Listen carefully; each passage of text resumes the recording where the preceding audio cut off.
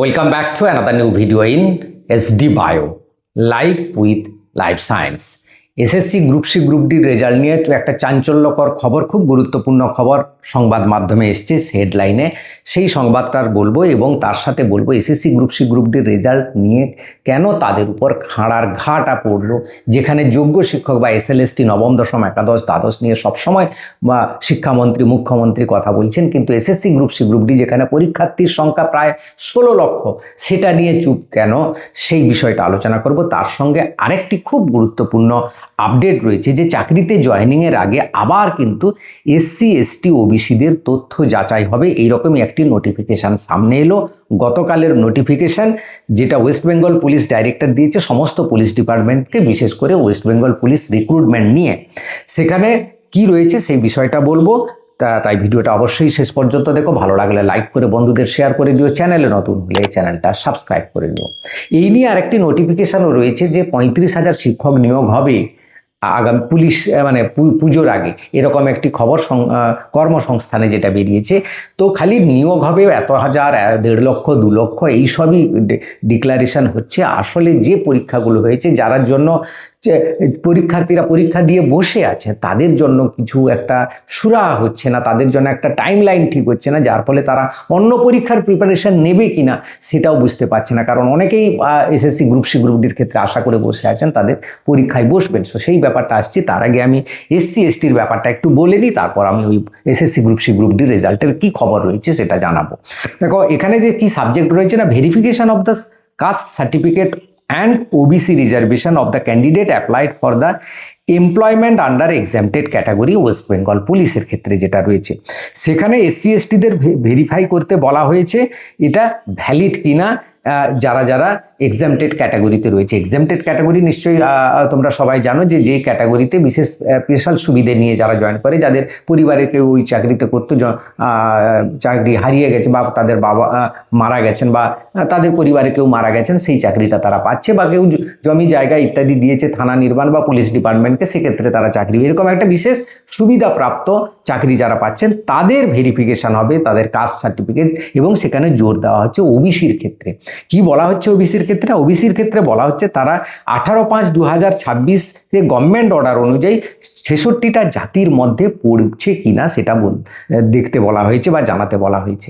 এই যে 66টা জাতির মধ্যে পড়ছে কিনা, তার মানে কি এটা কি 7% না 17%, সেটাও একটা ব্যাপার রয়েছে। কি বলা হচ্ছে দেখো, ইট shall be ensure that the claimed community that is OBC is covered under the 66 classes notified dated 18/5/2026 আছে কিনা সেটা দেখতে বলা হচ্ছে। অর্থাৎ এখানে ক্যান্সেল করার কথা তাদের ক্যান্ডিডেটরা বলা হয়নি, শুধু জানাতে বলা হয়েছে বা দেখতে বলা হয়েছে যে তারা 66টা জাতির মধ্যে 2011 সালের আগে যেটা ছিল তার মধ্যে আছে কিনা সেটা দেখতে যাচাই করতে বলা হয়েছে। তো এই জায়গাটার ক্ষেত্রে প্রশ্ন আসছে, তাহলে SLST SSC group C group ডির ক্ষেত্রে কি এসসি এসটি ভেরিফিকেশান আরেকবার হবে? হ্যাঁ, হয়তো হতে পারে, কারণ সরকার বারবার এটার দৃষ্টিভঙ্গি দিয়ে দেখা যাচ্ছে যে সরকার বারবার চাইছে এসসি এসটি ওবিসি নিয়ে, দুর্নীতি নিয়ে নানা রকম তথ্য রয়েছে, লক্ষ লক্ষ ভুয়ো এসসি সার্টিফিকেট এসটি সার্টিফিকেট রয়েছে এবং ওবিসি তো প্রচুর রয়েছে। তো এই জায়গাটা তারা ব্লক করতে চাইছেন যে কেউ যেন একজনও ভুয়ো সার্টিফিকেট পেয়ে না জয়েন করে যায়, পরবর্তীকালে সেটা সরকারকে দায়গ্রস্ত হতে হয় তার জন্য। তাই সেটা কিন্তু ভেরিফাই হবে, হয়তো এসএলএসটির ক্ষেত্রেও হয়তো হতে পারে বা এসএসসি গ্রুপ সি গ্রুপ ডির ক্ষেত্রে হয়তো হতে পারে, সেরকমই কিন্তু খবর বলছে। এবার আসি আমরা কি খবর রয়েছে। দেখো এখানে সংবাদ মাধ্যমের যে খবর রয়েছে, চাকরিহারা কর্মীদের পরীক্ষার ফল কবে? উত্তর নেই মন্ত্রীর কাছে।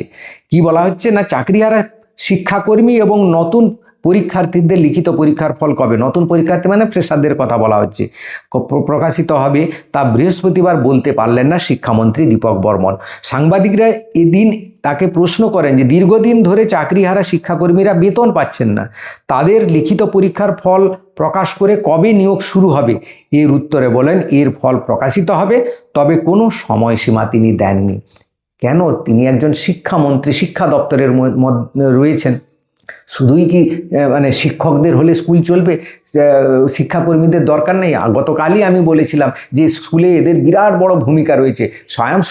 সবচেয়ে বড় কথা, গতকাল আমি এটাও বলেছিলাম যে যোগ্য যারা রয়েছে তারা তো বেতন পাচ্ছে না, যেখানে যোগ্য শিক্ষকরা বেতন পাচ্ছেন, গ্রুপ সি গ্রুপ ডিরা বেতন পাচ্ছে না।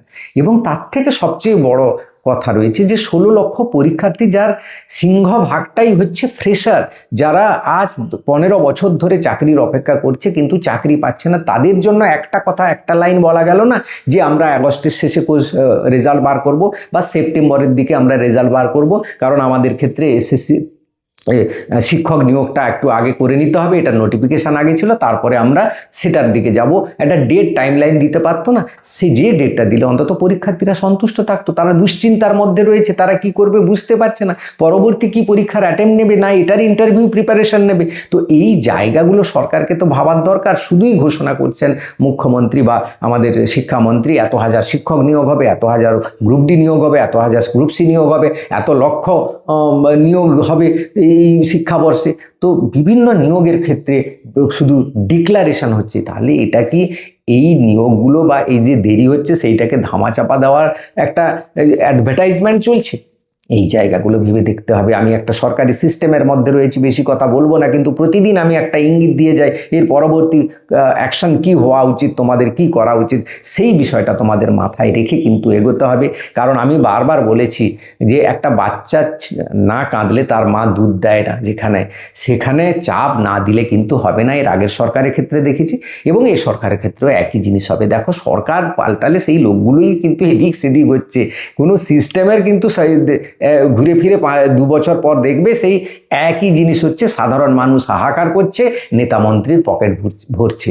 এই জায়গাগুলো বন্ধ করতে পারবে একদম জেনারেশন জি, যেটা যন্তর মন্তরে হয়েছিল। সেই ইঙ্গিতটা আমি দিয়ে গেলাম। গ্রুপ সি গ্রুপ ডির 16 লক্ষ পরীক্ষার্থী কম সম নয়। একবার রাস্তায় এসে দাঁড়ালে বাপ করে তারপরের দিন কিন্তু পরীক্ষার রেজাল্টের কথা বলবে। তো এই জায়গাটা তোমাদের মনে রাখতে হবে, তবেই গিয়ে কিন্তু তোমরা রেজাল্ট পাবে। না হলে কিন্তু এটা শীত ঘুমের দিকে যাচ্ছে বলে আমার মনে হয়।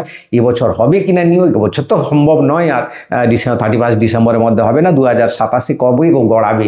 হ্যাঁ, এবং এই 50,000 শিক্ষক শিক্ষাকর্মী নিয়োগ যে এইটার ভেতরে না এর বাইরে, সেটাও কিন্তু ক্লিয়ার হবে না। তো এই জায়গাগুলো তোমাদের ভাবতে হবে এবং এর পরবর্তী যে কোর্স অফ অ্যাকশন সেটাকে নিয়ে একটা সংগঠিত হওয়ার চেষ্টা করতে হবে, যেটা আমি প্রায় প্রতিদিন বলি। তো সরকারকে আমি হাত জোড়ো করে অনুরোধ করব, গ্রুপ সি গ্রুপ ডির রেজাল্টটা অন্তত ডেটটা আপনি দিন, যাতে আমাদের পরীক্ষার্থীরা বা চাকরি প্রার্থীরা একটা আশায় বাঁধতে পারেন বা একটা প্রস্তুতি নিতে পারেন যে কোন জায়গাটায় তারা এগোবে। তাদের একটা রোড ম্যাপ করারও দরকার রয়েছে, কারণ এদের ভবিষ্যৎ নিয়ে বিগত সরকার 15 বছর ধরে ছিনিমিনি খেলছে। বেশিরভাগ এদের ওই পরীক্ষার্থীর বেশিরভাগ কিন্তু আর 1-2 বছরের মধ্যে হয়তো তারা চাকরি পাবে না, বয়সটা চলে যাবে। সে 5 বছর এক্সটেনশন করলেও অনেকের বয়স চলে যাবে হয়তো। তো সেই জায়গাগুলো একটু ভেবে দেখুন। এটাই আমার আপনাদের কাছে হাত জোড়ো করে অনুরোধ রইল, এই রাজ্য সরকারের কাছে, এই শিক্ষামন্ত্রীর কাছে, যে আপনারা গ্রুপ সি গ্রুপ ডির রেজাল্টের ব্যাপারে একটু মুখ খুলুন। ভিডিওটা ভালো লাগলে লাইক করে সবাইকে শেয়ার করে দিও। চ্যানেলে নতুন হলে চ্যানেলটা সাবস্ক্রাইব করে দিও। Thank you for watching.